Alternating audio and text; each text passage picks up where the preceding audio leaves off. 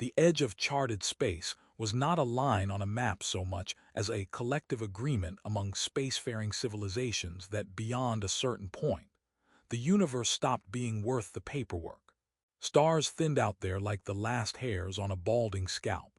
Stations grew sparse and poorly maintained, and the signals that kept interstellar society loosely connected faded into a static hum that sounded, if you listened long enough, like the cosmos clearing its throat and politely suggesting you turn around.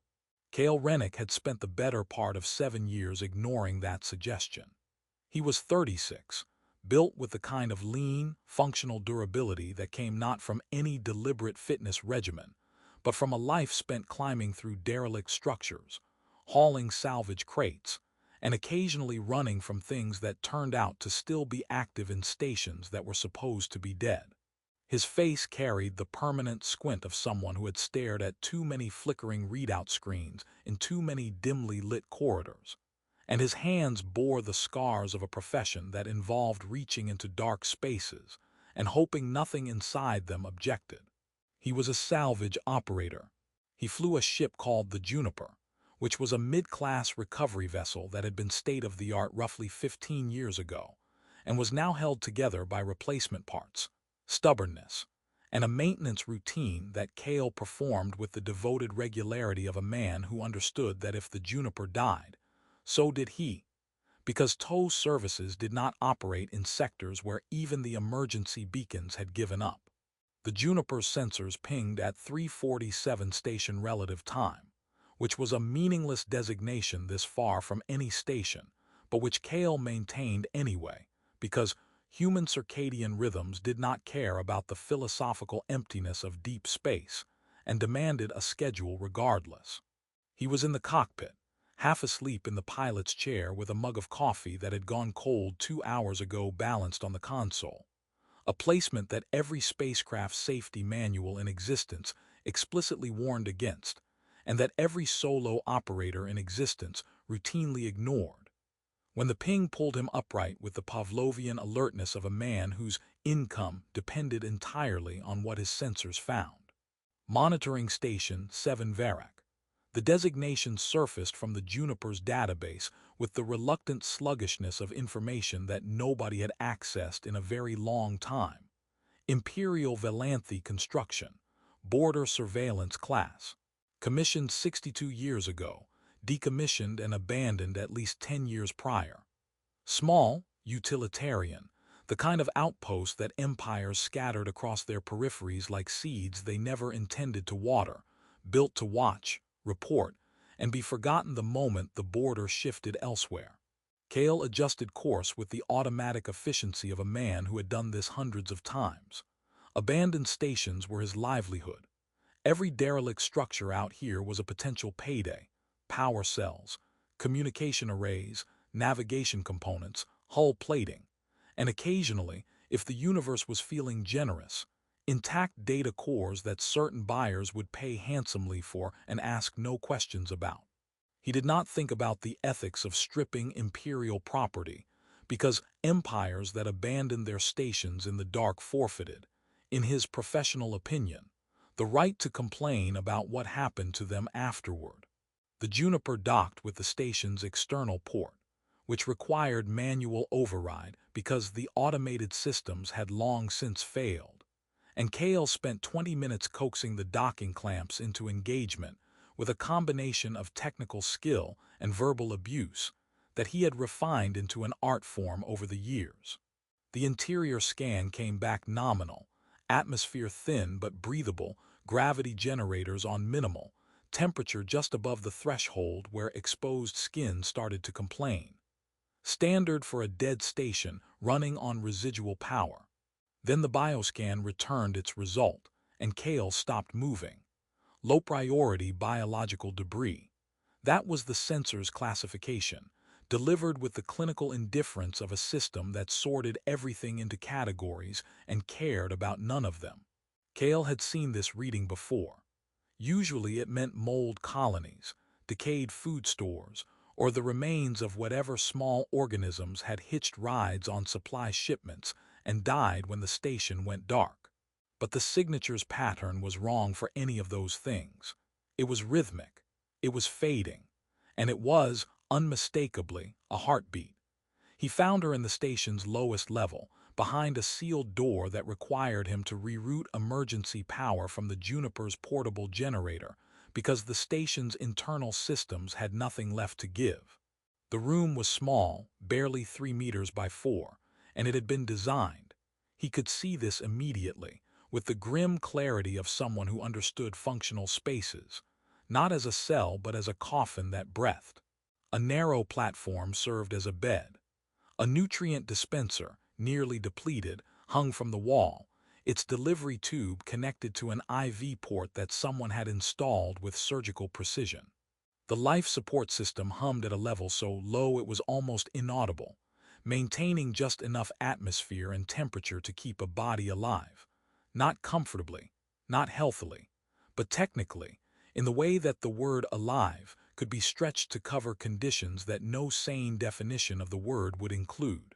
She lay on the platform, and for a moment Cale's mind refused to process what it was seeing, because the shape on the bed was too small, too thin, and too still to be what the bioscan said it was. She was young. That was the first thing that hit him, and it hit like a physical blow.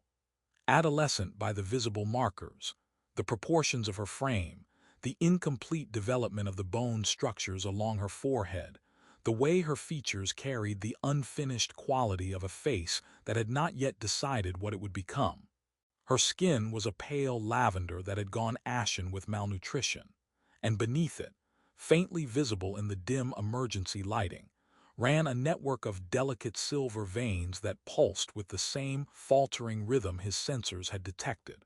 Her eyes were closed, but the lids were thin enough to show the faint glow of double-layered irises beneath, an outer ring of silver and an inner ring of dark violet that moved sluggishly behind closed lids. Along her forehead, from the bridge of her nose to her hairline, thin symmetrical bone patterns traced elegant curves, and her hair, long and white and nearly transparent, spilled over the edge of the platform like light that had learned to flow. She was a child. Someone had sealed a child in a room at the edge of nowhere and left her to die slowly enough that no one would have to watch. Cale stood in the doorway and felt his hands begin to shake, which they had not done in 7 years of crawling through dead stations, because dead stations were just metal and silence and the absence of things that used to matter. This was different. This was presence. This was someone still here, still holding on, still drawing breath in a place that had been designed to ensure that each breath would be a little harder than the last. He crossed the room in 3 steps and knelt beside the platform. The Juniper's medical bay was not a medical bay. It was a storage alcove that Cale had retrofitted with a basic trauma kit, a bioscanner that was 2 software updates behind current, and a fold-out cot that he had purchased second-hand from a retiring field medic who had warned him, with the cheerful pessimism of someone who had seen too many improvised surgeries, that the cot was good enough for stabilization and not much else, so try not to need much else. Cale had taken this advice to heart and had spent 7 years successfully needing nothing else, because his patients were typically himself, and his injuries were typically the kind that could be addressed with bandages, antiseptic, and denial. Now he had a patient who was not himself, who was not human, and who was dying in ways his equipment could identify but not fully address, and the denial option was no longer available. He carried her from the station to the Juniper in his arms, which required 2 trips through the docking corridor, because he had to go back for his portable generator.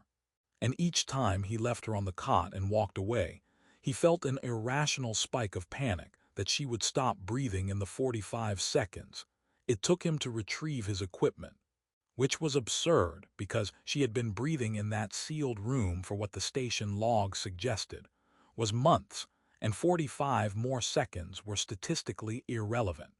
But statistics had no authority over the part of his brain that had looked at a dying child and decided that her continued existence was now his personal responsibility. The station's logs told him what he needed to know, and considerably more than he wanted to know.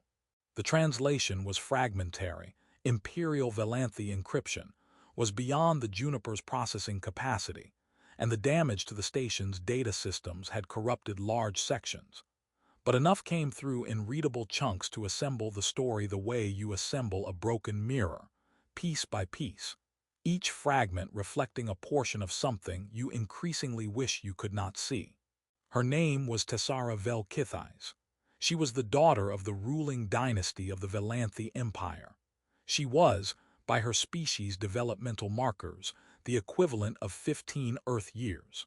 She had been placed in this station 14 months ago, by Imperial order, with life support calibrated to sustain her for approximately 18 months before nutrient depletion and systemic degradation achieved what the order delicately termed natural cessation.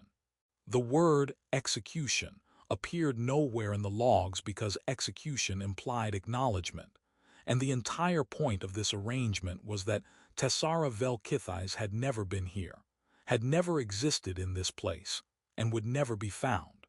Her crime was refusal. At the age of 13, Velanthe dynastic heirs underwent the alignment, a genetic modification procedure that restructured neural pathways to ensure compliance with imperial doctrine, suppressing autonomous thought patterns that might conflict with the collective strategic framework of the ruling class. It was, in the language of the logs, a gift of clarity and purpose. It was, in the language of Kale's gut reaction, the surgical removal of a child's ability to think for herself. Tessara had refused. The logs did not record her reasons, because her reasons were irrelevant to the system that processed her refusal. What they recorded was the response, not execution, because the death of a dynastic heir created martyrs and martyrs created instability, but erasure. Her name was removed from the imperial registry. Her genetic profile was sealed. Her existence was reclassified from active member of the dynastic line to a code that Kale's translator struggled with for several seconds before rendering, with evident discomfort, as resolved. She was brought to this station, connected to a life support system designed to fail gradually, and left in the kind of darkness that only exists at the edge of charted space, where even the stars seem to be looking the other direction. Kale read the logs twice. The second time was not for comprehension, but because some part of him needed to be certain that he was not misunderstanding, that the carefully formatted imperial language was not hiding a more reasonable explanation that his translator had missed. It was not. The language was precise. The intent was clear. An empire had decided that a child's autonomy was a defect, and when the child disagreed, the empire had put her in a box and waited for the box to do what empires preferred not to do themselves. He sat in the cockpit afterward and stared at the cold coffee on the console and performed the calculation that the situation demanded. Keeping Tessara alive required the Juniper's emergency medical reserves, power, nutrients, atmospheric processing capacity, resources that were allocated for his own survival in the event of system failure. Burning those reserves meant that if anything went wrong on the return journey, he would have no safety margin. The nearest independent port, Meridian Post, was 11 days at standard cruise. 11 days with a dying alien adolescent, depleted reserves, and the quiet knowledge that somewhere behind him, an empire expected to find a corpse the next time it checked the station. The alternative was to leave her. Kale looked at the mug of cold coffee. He picked it up, drank it in one grimacing swallow because wasting coffee was something he refused to do even in a moral crisis, and then walked back to the medical alcove and began rerouting the Juniper's emergency power grid to the life support monitors attached to the cot where Tessara Velkithais lay breathing in the thin, stubborn rhythm of someone whose body had not yet received the memo that it was supposed to give up. "All right, kid," he said to no one, because she was unconscious and he was alone, and talking to unconscious patients was a habit he'd picked up from the retired field medic who'd sold him the cot. "Let's see if we can make this everybody's problem instead of just carried the unmistakable quality of awareness, of a mind surfacing from deep water and finding air. He moved to the alcove doorway and found her eyes open. The double-layered irises contracted as they found the light, the outer silver ring tightening, the inner violet ring expanding, and they fixed on him with the kind of focus that should not have been possible from someone who had been starving in a sealed room for over a year. There was no confusion in that gaze. There was assessment. She was cataloging him, species, threat level, environmental context, with the trained efficiency of someone raised in an imperial court where reading a room could mean the difference between influence and irrelevance. "You're human," she said. Her voice was dry, cracked, barely above a whisper, but the translator implant in Kale's ear handled the Valanthe with surprising clarity, probably because her diction was precise even in extremis, because Imperial education apparently did not take days off for near-death experiences. The words carried a harmonic undertone that all Valanthe speech possessed, a secondary frequency beneath the primary vocalization that conveyed emotional context, and hers was layered with something his translator rendered as calculating caution, which Kale thought was a remarkably polite way of saying she was terrified, but refused to show it. "I'm human," he confirmed, staying in the doorway because approaching a traumatized adolescent alien without invitation seemed like the kind of decision that would go wrong in ways he could not predict. "My name is Kale. You're on my ship. The Juniper, it's a salvage vessel. I found you on the station." Her eyes moved past him, scanning what she could see of the corridor beyond the alcove, the exposed conduit bundles along the ceiling, the wear marks on the deck plating, the general aesthetic of a ship that functioned reliably but would never be described as elegant. He watched her process the environment and knew, from the way her gaze lingered on the patch-welded seam above the doorframe, that she was calculating the ship's capabilities and finding them wanting. "Your vessel is old," she observed. It was not a question. "She's experienced," Kale corrected, with the automatic defensiveness of a man whose relationship with his ship occupied the space normally reserved for close personal friendships. "There's a difference." Something shifted in Tessara's expression. It was minute, barely a flicker in the arrangement of features that were close enough to human to make the differences more jarring. The bone patterns along her forehead catching the light, the double irises adjusting as her focus shifted from assessment to something less guarded. She did not smile. Smiling, Kale would learn, was not a Valanthe social reflex, but the harmonic undertone of her next words carried a frequency his translator tentatively identified as reluctant amusement, which was close enough. "The Imperial database classifies humans as a low-technology, high-aggression border species," she said. "It does not mention that you are sentimental about your ships."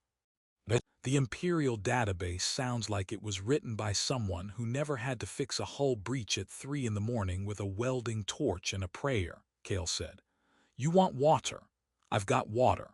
The food situation is more complicated because my synthesizer thinks your species runs on a mineral balance that it can only approximate. So the taste is going to be what I generously describe as technically edible."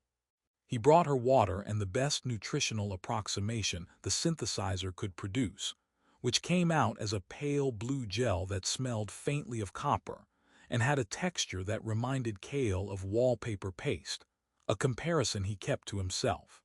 Tessara consumed both with the focused urgency of someone whose body had been running on minimum input for so long that dignity was a luxury it could no longer enforce. And Kale sat on the floor outside the alcove and gave her the privacy of not watching while she ate. Over the following days, as the Juniper pushed toward Meridian Post and Tessara's strength returned in increments so small they were measured in minutes of sustained wakefulness rather than any visible physical change, they developed a communication rhythm that worked around the barriers between them.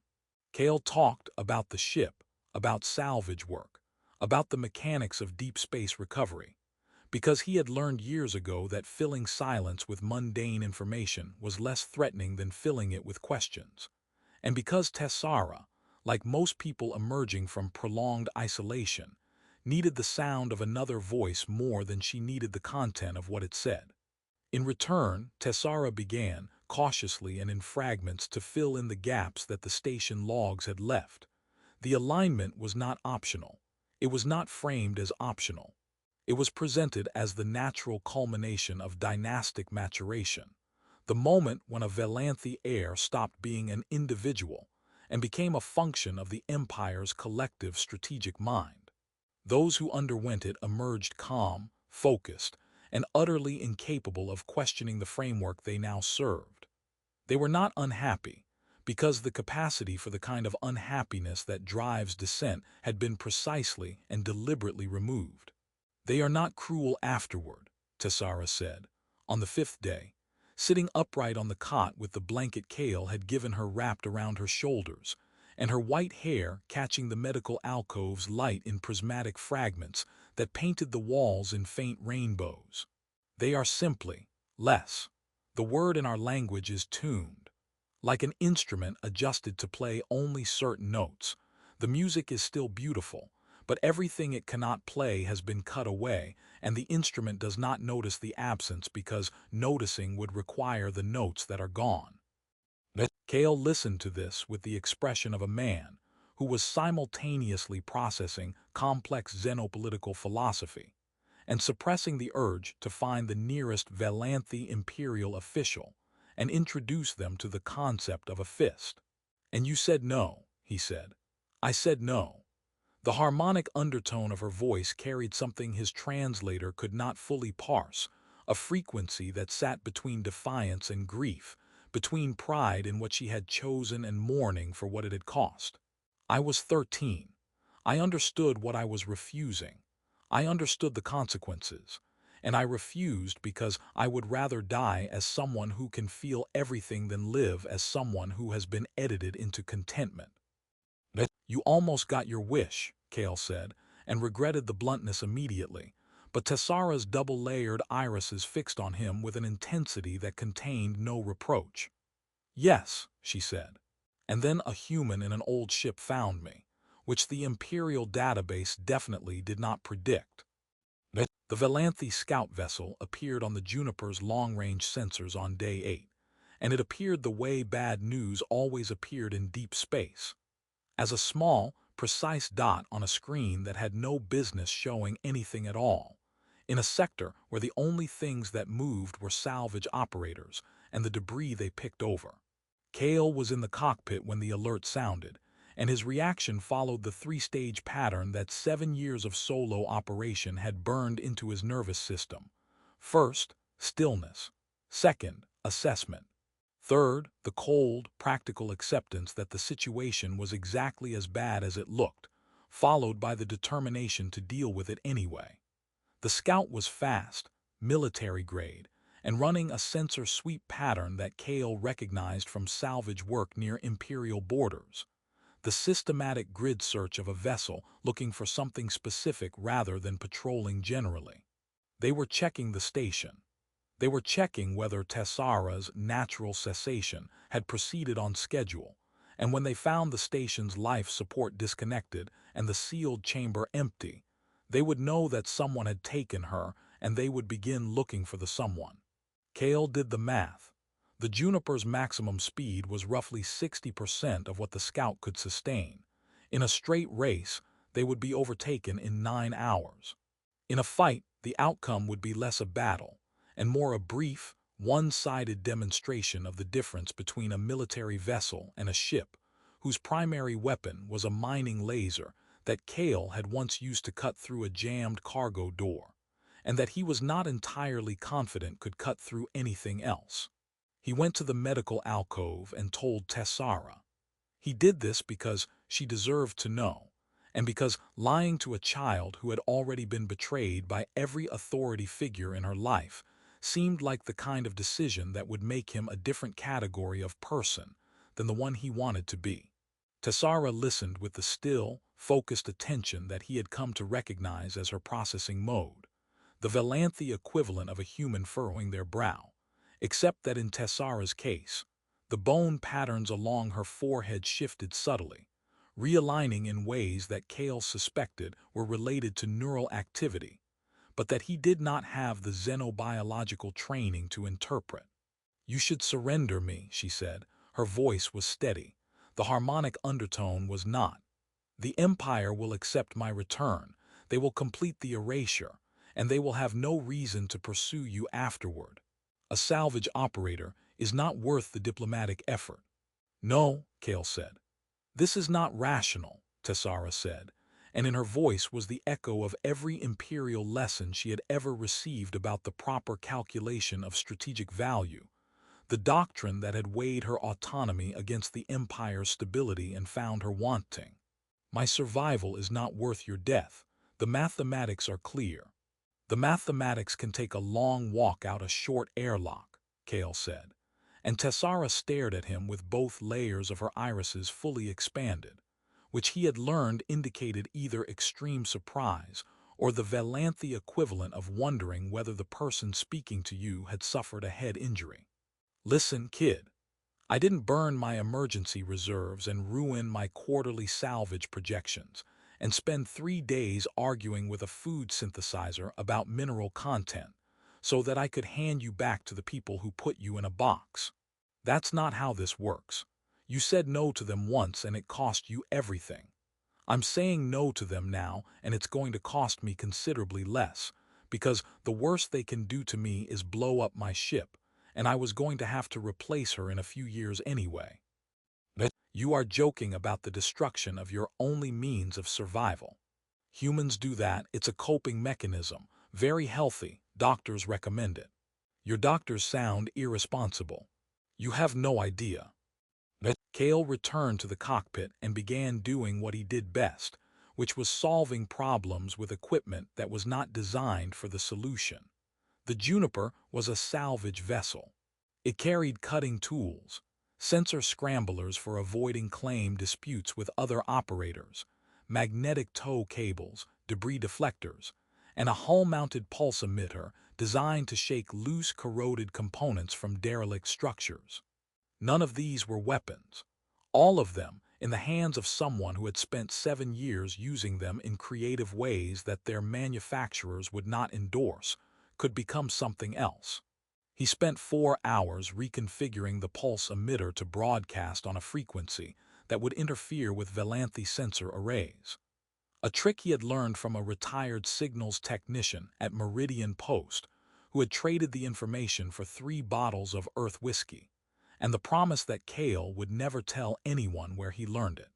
He set the debris deflectors to scatter particulate matter in a pattern that would create false signatures on long-range scanners. He plotted a course through an asteroid cluster that the Juniper's navigation computer flagged as inadvisable, which in his experience meant possible if you don't blink at the wrong moment. The scout passed within sensor range 16 hours later. Its sweep pattern stuttered, confused by the ghost signatures and the sensor interference, and by the time its operators recalibrated, the Juniper had threaded through the asteroid cluster and emerged on the other side with her hull intact, her operator exhausted, and her passenger sitting in the cockpit co-pilot seat where she had insisted on being for the entire maneuver. Watching the asteroid field slide past the viewport with those double-layered eyes wide open, and her white hair floating in the slight gravity fluctuations, with the prismatic shimmer of something that refused to be dimmed. Meridian Post appeared on sensors on day 11, exactly on schedule, which Kale considered a minor miracle given that the preceding 3 days had included an Imperial pursuit, an asteroid field, and a food synthesizer that had staged what he could only describe as a work stoppage in protest of being asked to produce Velanthe-compatible nutrition for the 14th consecutive meal. The station was a sprawling, inelegant structure that had been built by adding modules the way a river adds sediment, gradually, without plan, and with results that were functional rather than beautiful. It sat in neutral space, outside the jurisdiction of any single empire, and it survived by being useful enough to everyone that destroying it would inconvenience the destroyer more than the destroyed. They docked. Kale completed the mooring sequence with hands that were steadier than they had any right to be, shut down the engines, and sat in the pilot's chair for a long moment, staring at the console with the blank expression of a man whose adrenal system had been running at maximum for 3 days and was now presenting him with the bill. Tessara stood beside the co-pilot's seat. She was still thin, still pale, still carrying the visible markers of months of deprivation, but she was standing. And she was standing in a place where no empire could reach her without violating the neutrality agreements that kept Meridian Post operational. And for the first time since Kale had found her on that platform in the dark, the silver veins beneath her lavender skin pulsed in a rhythm that was steady and calm, and entirely her own. They went to the observation deck because Kale said she should see stars from a place where she was allowed to look at them, and because the observation deck had a food vendor that sold actual prepared meals rather than synthesizer output, and he was fairly certain that if he ate one more protein pack his body would file a formal complaint. They sat at the viewport, sharing a meal that was mediocre by any civilized standard and extraordinary by the standards of the past 11 days, and watched the traffic of Meridian Post, cargo haulers, transport shuttles, the occasional diplomatic courier, move against the star field like slow-motion fireflies. "Why did you use your reserves?" Tessara asked. She had been carrying this question since the moment she regained consciousness.